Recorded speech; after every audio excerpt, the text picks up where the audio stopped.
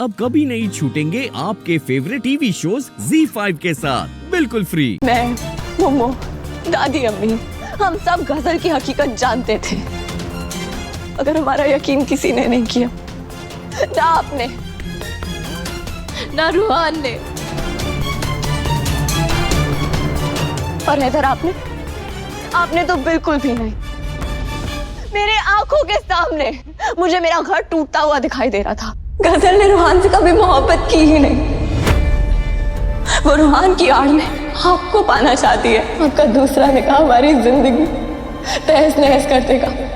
आपका सुकून छिन जाएगा, मेरी खुशियां मुझसे छिन जाएंगी। इस गजल के काले साए में मेरा खानदान गुम होता नजर आ रहा था, मगर मेरा यकीन किसी ने नहीं किया। मुझे कुछ समझ नहीं आया है फिर मैं क्या करूं, कैसे अपने खानदान को बचाऊं, कैसे अपना रिश्ता बचाऊं।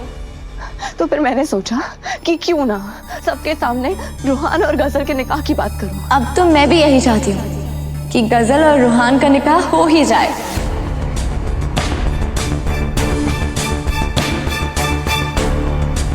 हो सकता है ये गजल डर जाए जब इसे एहसास हो कि इसका निकाह हैदर से नहीं बल्कि रूहान से होने वाला है। तो ये अपना गुनाह खुद कबूल कर लेगी, इसकी हकीकत सबके सामने आ जाएगी। मगर नहीं, ये निकाह के लिए राजी हो गई। अल्लाह तुम्हारी और रूहान की जोड़ी कयामत तक साथ रखे। और फिर रूहान की अम्मी और इस गजल ने निकाह रोकने के लिए मुझे जान से मारने की कोशिश की, मुझे जलाने की कोशिश की। क्या किया? रूहान की अम्मी और गजल मुझे मिलके किचन में जला के मारना चाहती थी। काश उस दिन मैं जल के मर गई होती, मगर अफसोस मुझे कुछ नहीं हुआ। और वो बला बेचारी नूर पे आ गई। नूर उस गरम तेल में जल गई।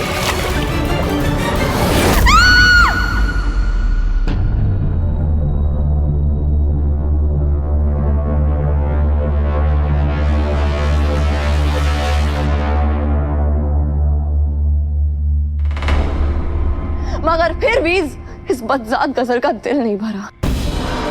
हैदर को पाने के जुनून में इतनी पागल हो गई थी कि इसने मुझे जान से मारने की कोशिश एक बार और की। इसने हमारे कमरे में आग लगा दी। हैदर,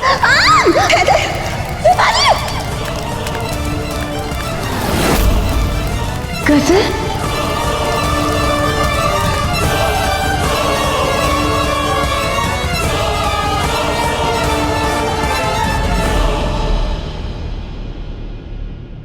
ये तुम क्या बोल रही हो दुआ? वो आग खुद नहीं लगी थी, लगाई गई। जी अब्बू जी,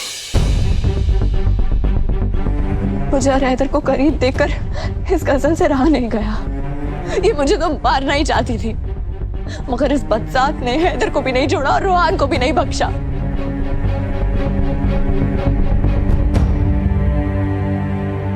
इसने मेरे और हैदर भाई के बीच में एक ऐसी गलतफहमी पैदा की अब्बू, जो हम कभी सोच भी नहीं सकते थे। मैं इससे बेइंतहा मोहब्बत करता था, इसे जी जान से चाहता था, और इसने ऐसे हालात पैदा किए कि मुझे शक हो गया था कि इसके और हैदर भाई के बीच में जरूर नाजायज ताल्लुकात हैं।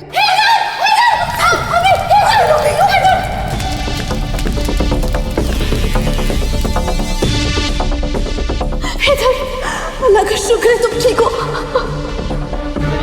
मेरे इस ब्लाउज की डोरी बांध दो हैदर।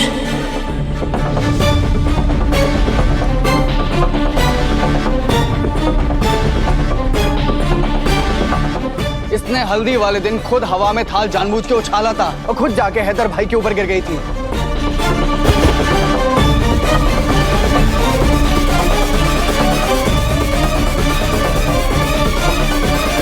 काश मैंने अपनी दुआ की बात सुन ली होती। काश मैं एक अच्छे शौहर होने का फर्ज अदा कर पाता, उतनी ही अच्छी तरह जितनी अच्छी तरह एक बेटे का फर्ज अदा किया। काश मैंने अपनी जिंदगी की साथी की बात मान ली होती। ये सब मेरी गलती है और मेरी गलती की सजा मेरे खानदान को भुगतनी पड़ रही है। सब खत्म हो गया और इस लड़की ने सब बर्बाद कर दिया। हमें कहीं गाली छोड़ा, सब बर्बाद हो गया अबू, सब बर्बाद हो गया अबू, बर्बाद हो गया अबू, सब बर्बाद हो गया। हो जाएगा, सब ठीक हो जाएगा। हैदर संभालिए खुद को। सब बर्बाद हो गया।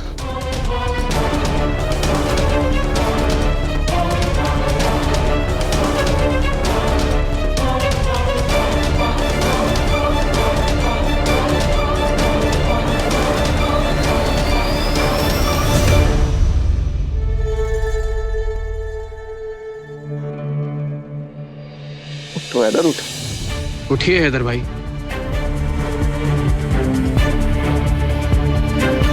सब ठीक हो जाएगा।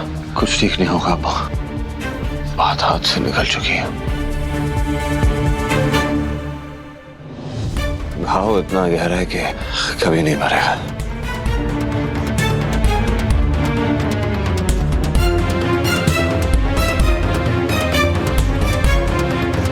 क्योंकि हमने सब खो दिया, हमें दुआ पे यकीन कर लेना चाहिए था। तो सच कहती थी वो, ये मेरे जज्बात से खेल रही थी। मुझसे निकाह करने के लिए, अपना बदला लेने के लिए बहुत बड़ा खेल खेला है तुमने हसन।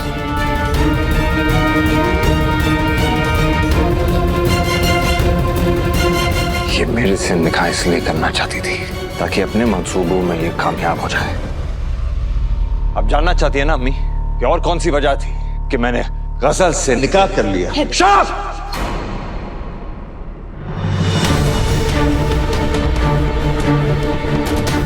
मैंने इससे निकाह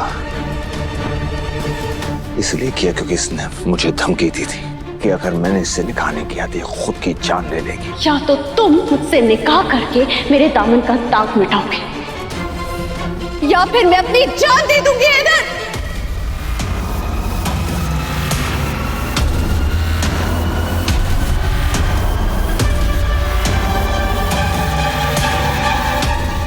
अगर सूरज डूबने तक तुम इजाजत लेकर आ गए तो ठीक है, वरना तुम्हें मेरी लाश तक नहीं मिलेगी।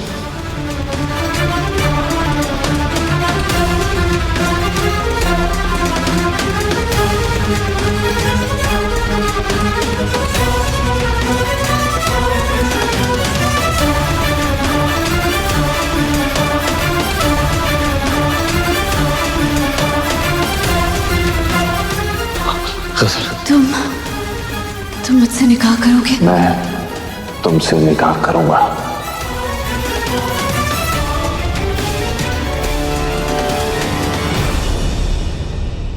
और इसके साथ मैंने अपना निकाह कबूल किया। मैं एक ऐसा इंसान हूं जिसे तोड़ना तो दूर, कोई मेरा वजूद भी नहीं हिला सकता। मैं वो शख्स हूं जो मर जाता लेकिन अपनी बीवी की आंखों में आंसू नहीं आने देता।